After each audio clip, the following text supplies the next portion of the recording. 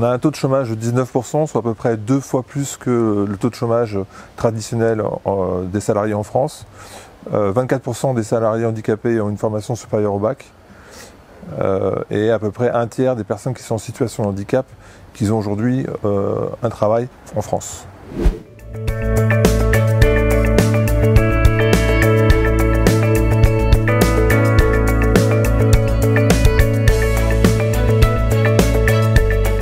Faisant suite à la semaine de l'handicap européenne, un certain nombre de mesures ont été mises en place, 17 en tout, qui sont bien résumées avec la GFIP, et notamment une augmentation du taux d'employabilité à 6% pour les entreprises, avec un mode de calcul qui est un petit peu différent à partir de 2020.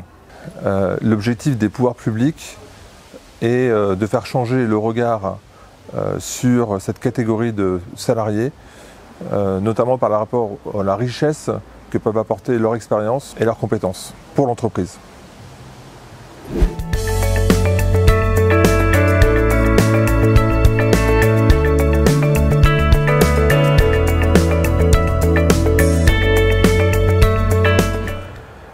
Alors déjà, le groupe Malakoff Humanis est une association à but non lucratif, mais comme toute entreprise, elle doit évidemment faire des bénéfices qui servent pour les 2 tiers à l'entreprise et pour un tiers à verser des dividendes. Comme nous n'avons pas d'actionnaires, ce sont des dividendes sociaux à travers l'action sociale qui est dédiée, puisque plus de 150 millions d'euros par an est dédié à l'action sociale au sein du groupe Malakoff Humanis. La deuxième action, évidemment, c'est le fait de respecter les 6% d'employabilité de nos salariés en situation de handicap, ce depuis quelques années. Ensuite, on a mis en œuvre des actions spécifiques pour nos clients.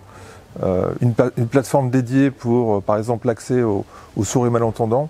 D'ailleurs, à ce propos, c'est un adhérent du MEDEF 93-94 qui en est l'acteur. Des fiches aussi de soutien juridique qui permettent de pouvoir aider et comprendre les obligations légales en matière d'employabilité des personnes en situation de handicap. Et puis un fonds dédié d'action sociale pour les personnes en situation de handicap.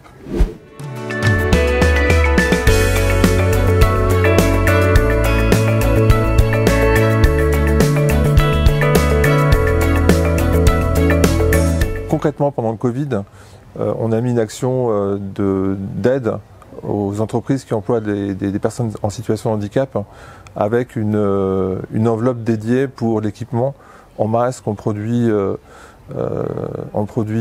pour lever les mains, des protections de blouse qui permettaient aux entreprises de pouvoir s'équiper rapidement sans taper dans leur trésorerie. Je vais donner 2 exemples. On aide les entreprises dans l'accueil des personnes en situation de handicap en leur proposant des aménagements sur leur espace de travail ou en les guidant pour l'accueil de certaines situations d'handicap, de montage de dossiers pour valider des personnes déjà dans la société en situation de handicap. Et puis notre partenariat avec la Fédération française de la handisport, où nous accueillons d'ailleurs nous-mêmes des athlètes au sein de notre groupe. Des athlètes, des champions on peut même dire.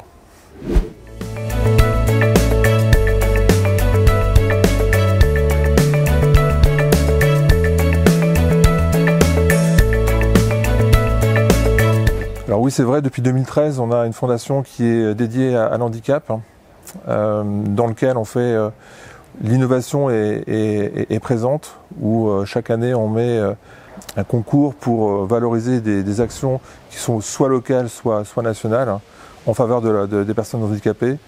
Ça va un peu plus loin aussi avec des études sur l'employabilité des personnes en situation de handicap pour aider aussi à avoir un nouveau regard sur l'entreprise et valoriser le regard que peuvent avoir les entreprises par rapport à l'employabilité des personnes en situation de handicap. Bref, la fondation a vocation à aider les entreprises à changer de regard par rapport aux personnes en situation de handicap.